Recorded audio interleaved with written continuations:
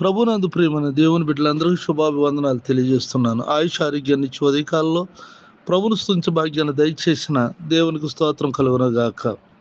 యెహోవా తన ప్రజలకు సమాధానం కలుగజేసి వారిని ఆశీర్వదించును.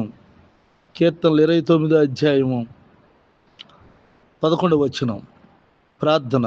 కృపగలిగిన మా తండ్రి, ప్రార్థనలు ఏకీవిస్తున్న బిడ్డలందరినీ దీవించి ఆశీర్వదించి ప్రతి వారి కుటుంబాల్లో, ప్రతి వారి జీవితాల్లో సమాధానం కలిగించి ఆ బిడ్డలను ఆశీర్వదించమని, ఇంట్లో నుండి బయటకు వెళ్తున్నా, బయట నుండి ఇంటికి వస్తున్న కాపుదల భద్రతలో ఉంచండి.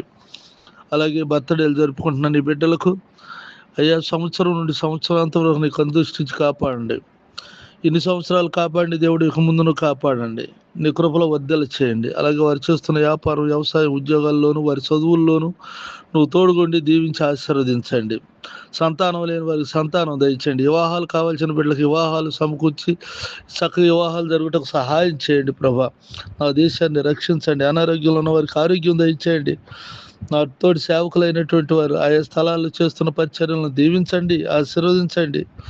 నిత్యం నీ కృపలో ప్రతి వారిని వర్ధల చేయమని, మీ రాకడ కొరకు సిద్ధపరచమని యేసుక్రీస్తు పరిశుద్ధ నామములో ప్రార్థిస్తున్నాము తండ్రి. ఆమెన్. తండ్రి దేవుని దయ, ప్రభువు యేసుక్రీస్తు వారి కృప, పరిశుద్ధాత్మ సన్నిధి నిత్యం తోడైండుగాక.